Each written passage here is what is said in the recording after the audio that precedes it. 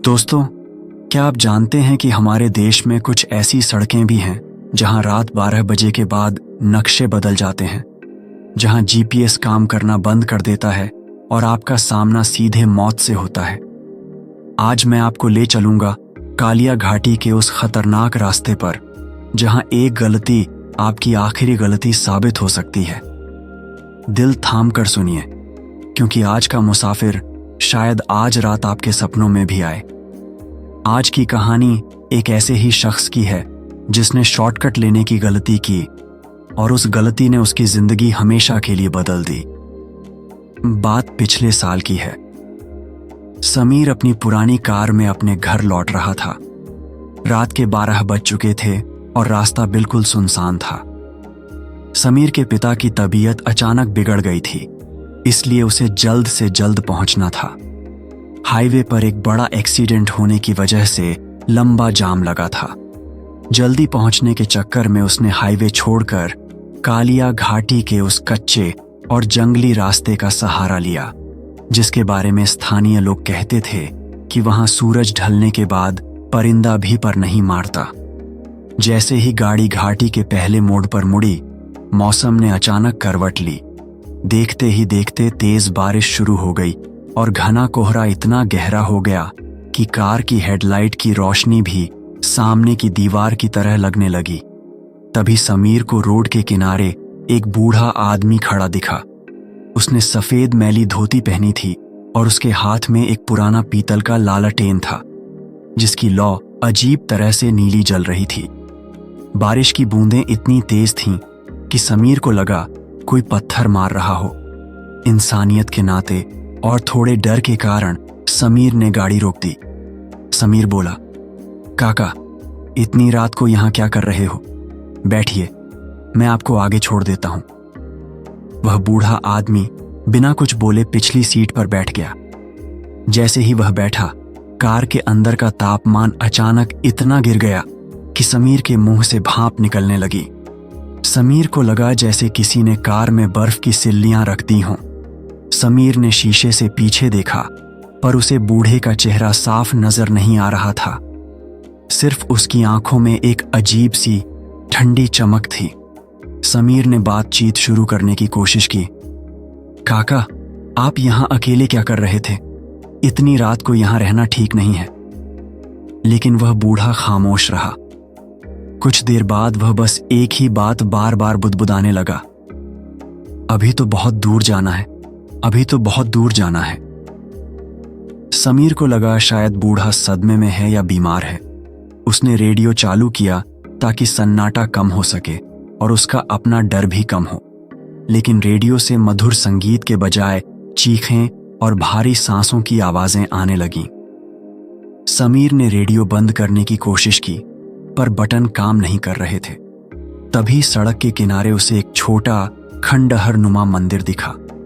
जैसे ही कार उस मंदिर के पास से गुजरी, पिछली सीट से एक ऐसी भयानक और अमानवीय चीख सुनाई दी कि समीर ने घबराकर गाड़ी का स्टीयरिंग घुमा दिया। समीर ने घबराकर पीछे मुड़कर देखा। सीट खाली थी।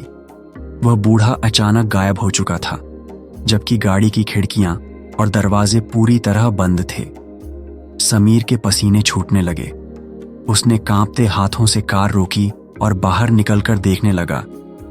तभी उसकी नजर पिछली सीट के दरवाजे पर पड़ी। वहां खून से सने एक नहीं, बल्कि दर्जनों हाथों के निशान बने थे, जैसे कोई अंदर घुसने के लिए नहीं, बल्कि बाहर निकलने के लिए छटपटा रहा हो। समीर ने डर के मारे कार फिर स्टार्ट की। अचानक उसे महसूस हुआ कि कार का वजन बहुत बढ़ गया है, जैसे कोई ऊपर छत पर बैठा हो। गाड़ी खींच नहीं पा रही थी। उसने साइड मिरर में देखा तो उसकी रूह कांप गई।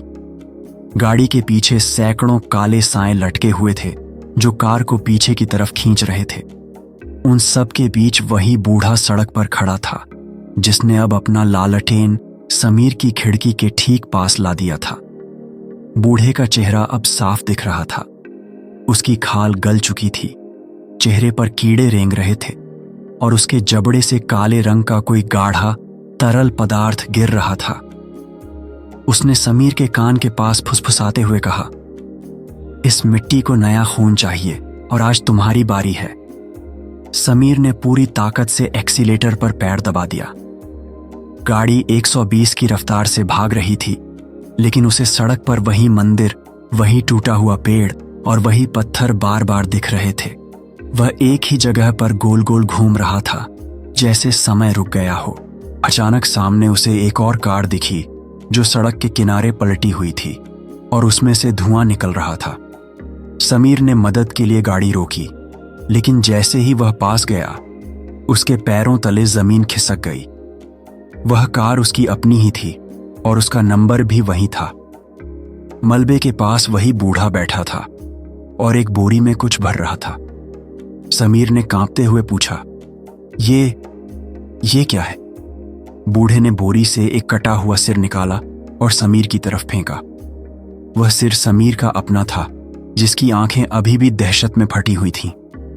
समीर पागलों की तरह अपनी कार की तरफ भागा, पर उसकी कार अब वहां नहीं थी। वहां सिर्फ एक गहरी काली खाई थी। पीछे से वही ठंडी आवाज आई, अभी तो बहुत दूर जाना है। समीर ने पीछे मुड़कर देखा तो उस बूढ़े ने अपना लंबा हड्डी जैसा हाथ समीर के सीने के आर पार कर दिया। समीर को महसूस हुआ कि उसका दिल जम गया है। तभी उसे एक जोरदार झटका लगा और सब कुछ धुंधला हो गया। जब समीर की आंख खुली तो वह एक सफेद कमरे में था।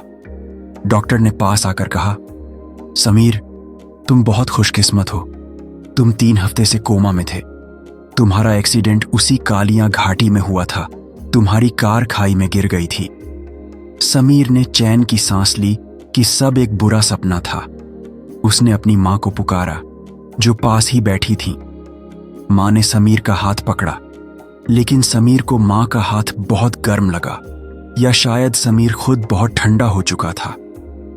रात को जब अस्पताल में सब सो गए, समीर को प्यास लगी। उसने जैसे ही साइड टेबल पर रखे पानी के जग की तरफ हाथ बढ़ाया, उसकी चीख गले में ही फंस गई।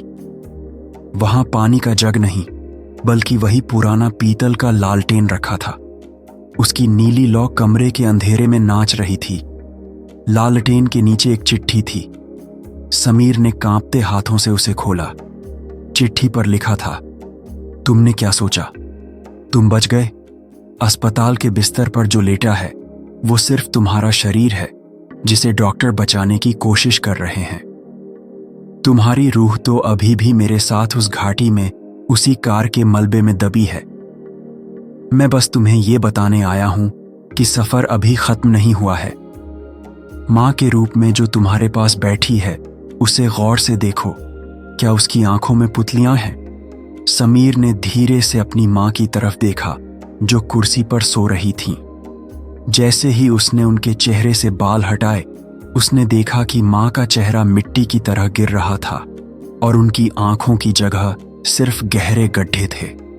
अचानक पूरी अस्पताल की बिल्डिंग गायब हो गई और वह कालिया घाटी के उस खंडहर मंदिर में बदल गई।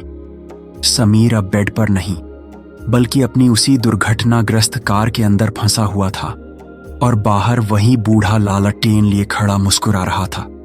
समीर को समझ आ गया कि वह कभी अस्पताल पहुंचा ही नहीं था। वह तो पिछले 3 हफ्तों से उसी मलबे में मर रहा था और यह सब उसकी रूह के साथ खेला जा रहा एक भयानक खेल था। बूढ़े ने कार का उलझा हुआ दरवाजा खोला और कहा, चलो समीर, रास्ता अभी बहुत लंबा है। समीर की रूह कार से बाहर निकली और उन सैकड़ों साइयों में शामिल हो गई जो अब उस घाटी के स्थायी मुसाफिर थे। तो दोस्तों, ये थी आज की रूह कंपा देने वाली कहानी। कहते हैं कि कालिया घाटी में आज भी रात के 12 बजे के बाद एक कार की हेडलाइट जलती बुझती दिखती है। लोग कहते हैं कि वह समीर है, जो आज भी उस बूढ़े के साथ अपना रास्ता ढूंढ रहा है। याद रखिए, कुछ रास्ते सिर्फ दूरी कम नहीं करते, बल्कि जिंदगी भी छोटी कर देते हैं। अगर आपको ये कहानी पसंद आई हो या सुनते वक्त आपकी रूह कांप गई हो, तो चैनल को सब्सक्राइब कर लीजिए, क्योंकि यहाँ हर कहानी आपको सिखाएगी कि हर रास्ता सुरक्षित नहीं होता और हर मुसाफिर इंसान नहीं होता। वीडियो को लाइक करें और इसे शेयर ज़रूर करें क्योंकि शायद आपका एक शेयर किसी को उस अंतहीन रास्ते पर जाने से रोक ले।